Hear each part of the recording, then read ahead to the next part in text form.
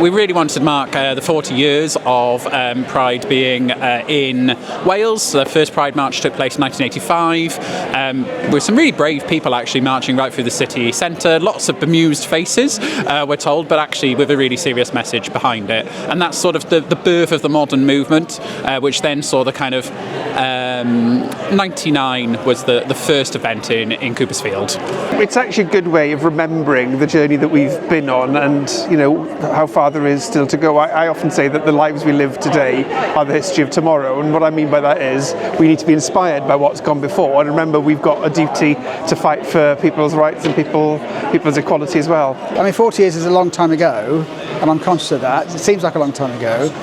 And at the time we were very keen to get changes, the change in terms of protection at work, change in terms of age of consent, because it was still 21 for men. Nothing about lesbians, because they didn't exist apparently, so there was nothing in legislation about lesbians. You couldn't adopt, you couldn't get married, etc. But I think we wanted it we want it now, but you realise that things take a long time to change sometimes, so laws coming into effect, etc. So it does take decades. I thought Francis talking about the way he was part of the group that arranged the first Gay Pride March, as it was called then, in Cardiff in 1985, was actually really moving, because it was a very different context for the Pride marches that we go on today.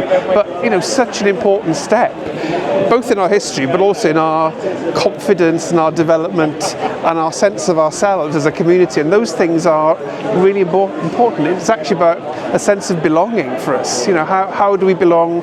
Where do we belong? And that's part of the journey. I mean, the bravery of people taking on the first Pride March, not knowing what to expect because there's no precedent for that, not knowing if it's going to be met with ambivalence or hostility or even support. So that must have been incredibly nerve-wracking, and we do kind of today when we march through this city centre stand on the bravery and the shoulders of those giants, of the people that came before us. I didn't feel particularly brave at the time. I don't know why. I mean, I was a student, so I didn't have a job to lose. I was having a ball locally because I had a lot of gay friends, and we did want to change the world. And I guess that does take a sense of, well, I can stand up and say I'm gay and go on a march, because somebody works as a doctor or somebody who's a teacher, they can't do that. So those of us who've got the wherewithal, or the fact that we, what's the worst that could happen? Well, we could have been killed, I suppose, but what's the worst that could happen? I'm outed at college, well, they know I'm gay anyway. They're outed on your street, well, they knew we were gay, and they actually were quite supportive locally. So I didn't feel brave at the time. Looking back, and I was talking to a friend of mine from home who'd been to London, and he said, well, we went on marches in London, and they did have bricks thrown at them because they'd organised counter demonstrations, the Skinheads and the National Front, etc. And that brought it home to me that actually, yeah, we were taking a big risk, but I was anxious rather than scared, and yeah, in hindsight, it was brave.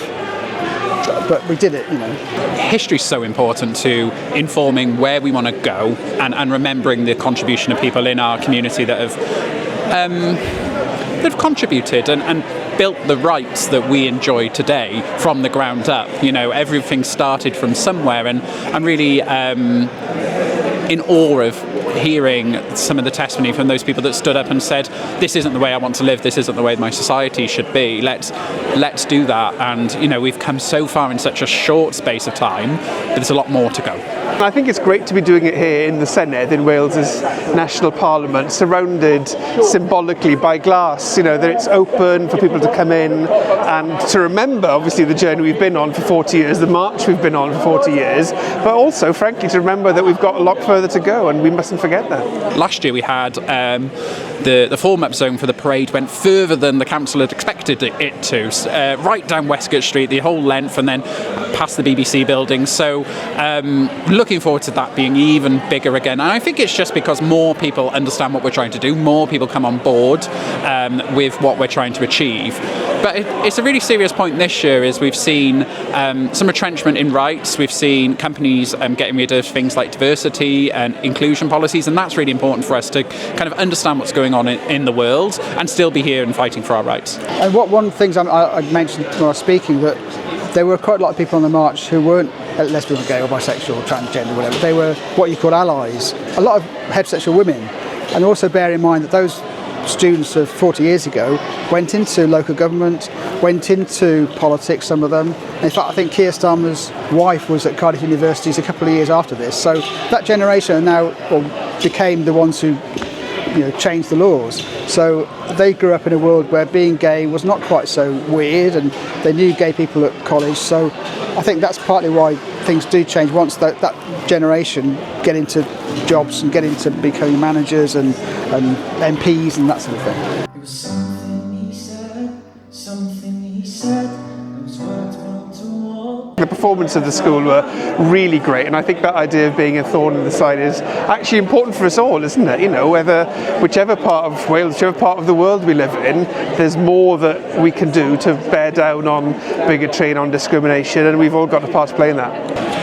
The young people that are in our community are inspirational. They work so hard to bring that modern message of inclusion, and to them, hearing their stories, they don't understand the hatred, where that comes from. It's just not in the way they've been brought up, it's not in the way they've been educated, and we need to use that as a catalyst to persuade other people to say, look what the future holds. It's really bright, but we have to get things right. Part of our role in the community, I think, is to be in this amazing building with the people who make our laws, the people that develop policies, to say, this is a part of a community that deserves your respect, this is a part of a community that's hurting, and if you want to build a better Wales, we need to be part of it. And that is a really important role. Organisations like Stonewall were founded because protest, demonstration gets you so far. Actually meeting with the people, forming coalitions and finding your allies makes a massive difference, and that's what's going to achieve the change we want to see, whether it's an end to homophobia, better healthcare for trans people, eradicating homophobia in schools. That is the stuff that matters to people. And yes, most people that attend our event don't necessarily see that, but we do it on their behalf, and anyone that wants to get involved, please join us. I say it's the biggest event every year because it keeps growing, and we're always amazed by the amount of people that turn out. We always break our ticket record, we always break how many people are estimated to be in the city centre. But it's great to be back at Coopersfield, our first home. So the site there in 1999 with 5,000 people. The capacity is way beyond that now as the event has grown year on year on year, and so we're looking forward to our biggest ever event. This war in love